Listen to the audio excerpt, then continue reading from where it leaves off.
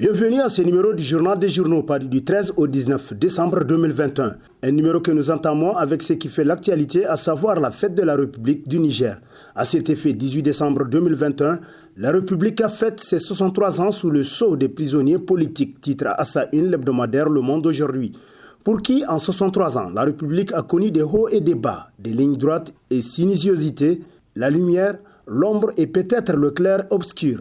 Suivant les régimes et les personnalités qui président aux destinées du pays, le Niger a vogué au gré des humeurs et des desseins des hommes du moment. Mais jamais dans cette histoire de plus de 6 décennies, le Niger n'a connu une période aussi sombre d'après le journal pour qui, une période près de 11 ans aujourd'hui faite de privations diverses, d'injustice et de coercition, de rupture d'égalité des citoyens devant la loi, de corruption et de détournement massif de deniers et biens publics. Une période noire en matière de déni des droits constitutionnels des citoyens qui a été inaugurée et entretenue par l'ancien président Issoufou Mahamadou et qui semble faire le bonheur de son successeur Bazoum Mohamed, constate Le Monde aujourd'hui. Au nom de la vérité et de la justice, titre pour son éditorial hebdomadaire L'actualité, pour qui dans un pays, tant que la vérité et la justice n'ont pas droit de citer, tant les hommes ne devront pas être égaux devant les textes de la République, les peuples ne peuvent que vivre sous le poids écrasant des malédictions, car à mesure que les frustrations s'accumulent, l'on marche inexorablement vers des explosions sociales qui peuvent conduire à des situations ingérables.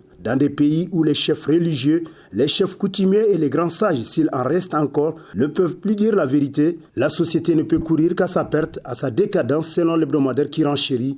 L'injustice détruit. Elle détruit une société où elle cultive des malaises et des colères.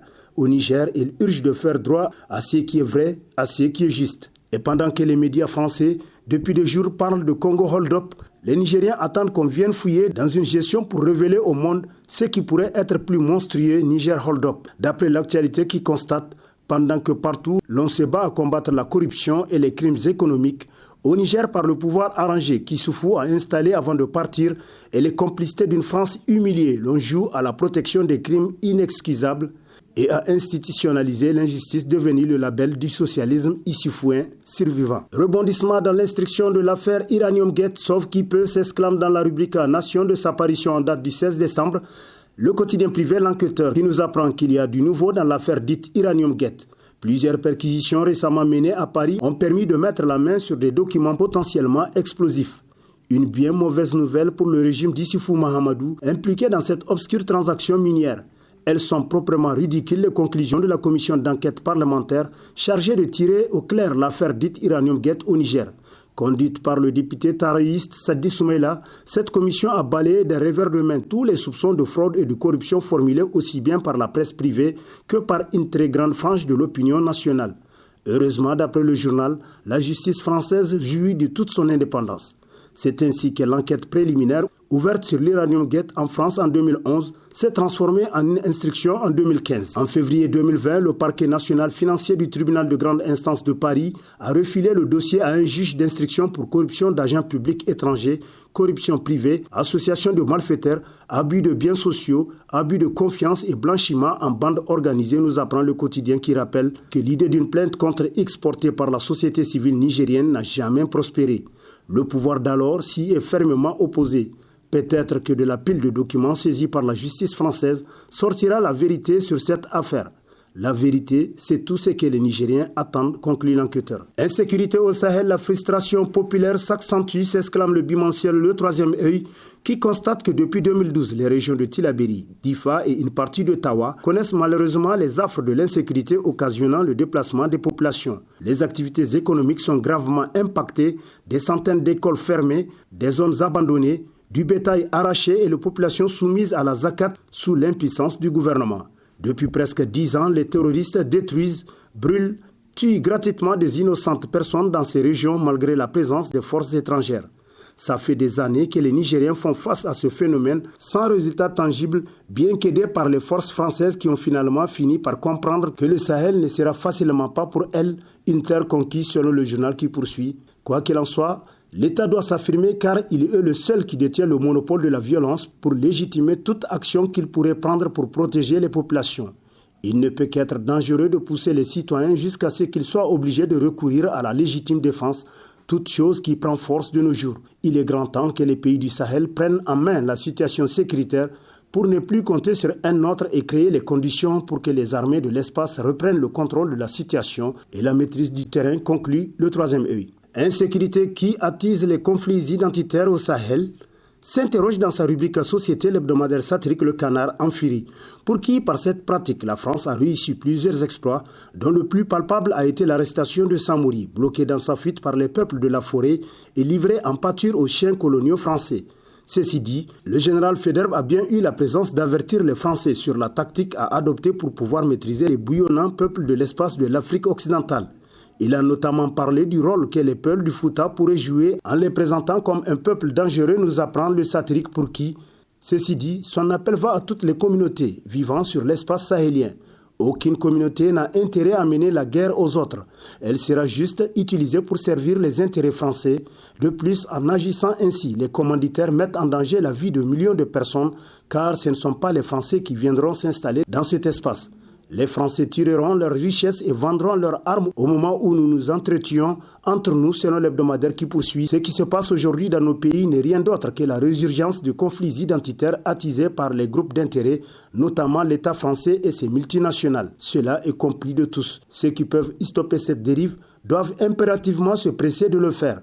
Sinon, tôt ou tard, l'histoire les mettrait sous les coupes de son tribunal, le tribunal de l'histoire qui est infaillible, conclut le Canard en furie. Forum sur la sécurité au Sahel, la grande erreur des partenaires et leur faible implication dans le combat contre le trafic des armes en provenance de Libye, titre dans ses colonnes l'hebdomadaire Le Temps, pour qui s'il suffit que 4 bandits sur 2 motos massacrent des dizaines de personnes habitant un village très isolé pour provoquer un choc national, la porte est dès lors grande ouverte aux théories du complot les plus délirantes dont le destin n'est en l'espèce que le symptôme de l'état de démocratisation des sociétés victimes de ce fléau. En conclusion, un tel contexte est gros de tous les dangers et les États sahéliens se doivent de mettre sur pied une stratégie militaire adaptée aux défis consistant dans le recours à des techniques et des moyens de nature à rendre la guerre la moins asymétrique possible. C'est ce que le Niger s'efforce de faire. Ils ont par ailleurs besoin d'un soutien plus adapté de leurs partenaires axés sur le renseignement, l'appui aérien et le renforcement des capacités de leurs armées. À propos du renseignement, la grande erreur des partenaires selon le journal est leur faible implication dans le combat contre le trafic des armes en provenance de Libye, qui est pourtant le paramètre le plus important dans la prévalence de ce terrorisme. Les pays du Sahel ont enfin besoin de ressources financières exceptionnelles dont l'accès commande une dérogation aux règles de financement traditionnelles consacrées par les institutions financières internationales, faute de quoi leur action restera toujours très insuffisante, conclut le Temps. Coopération militaire. Les USA dotent l'armée de l'air nigérienne d'un nouvel Hercule C-130, titre dans sa rubrique Focus Niger Inter Hebdo, qui nous apprend que l'armée de l'air nigérienne vient d'être renforcée le mardi 7 décembre 2021 d'un second avion militaire, un C-130 Hercule. C'est le ministre de la Défense nationale qui l'a réceptionné des mains de la chargée d'affaires par intérim de l'ambassade américaine au Niger et du général de division James, commandant des forces aériennes américaines en Europe, forces aériennes en Afrique. Pour la diplomate américaine, l'armée de l'air nigérienne mérite d'être saluée et félicitée pour l'intégration de femmes dans ses équipages, tel que rapporté par le journal pour qui le C-130 Hercule est un avion militaire stratégique qui fait la fierté de nombreuses armées dans le monde.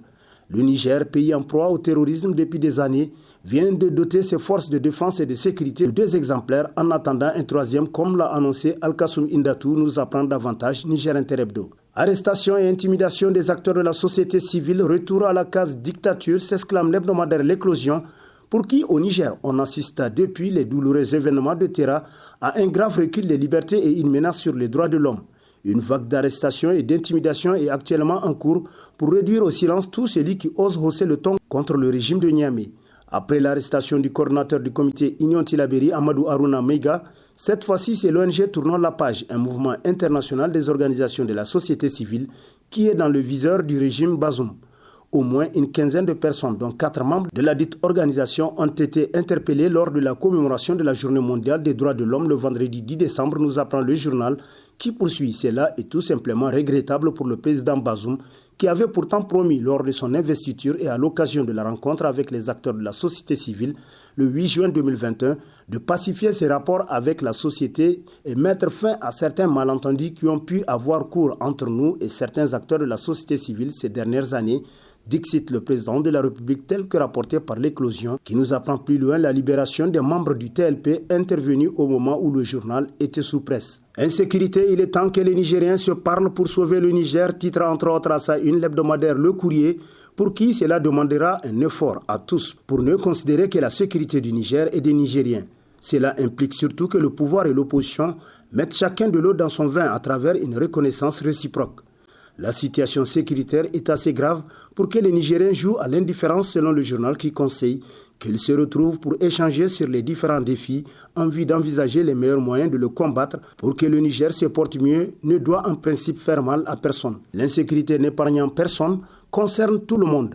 Et si chacun est impliqué dans le combat contre ce fléau qui menace le vivre ensemble et même le cadre de vie qu'est l'État, personne n'aura l'impression d'œuvrer pour quelqu'un mais pour lui-même. Car que ce soit la politique, le commerce ou toute autre activité, c'est seulement en période de paix que l'on peut les exercer et jouir de ses fruits en toute tranquillité d'après le courrier qui conclut. C'est seulement en se parlant comme frères et sœurs que nous éviterons de mourir comme des parfaits idiots. Mission de contrôle de la Halcia, lutter contre la corruption qui a lieu sur nos routes, titre dans ses colonnes l'hebdomadaire Le Nouveau Républicain, qui nous apprend qu'après l'enregistrement de plusieurs plaintes déposées par les paisibles usagers de la route auprès de la Halcia, notamment en ce qui concerne les abus constatés ça et là de certains agents indiscrets de la police routière et de quelques usagers, une opération de contrôle a été lancée le mardi 14 novembre à Niamey par la dite institution en vue de non seulement sensibiliser les concernés, mais de constater de visu les pratiques qui ont eu lieu sur la route.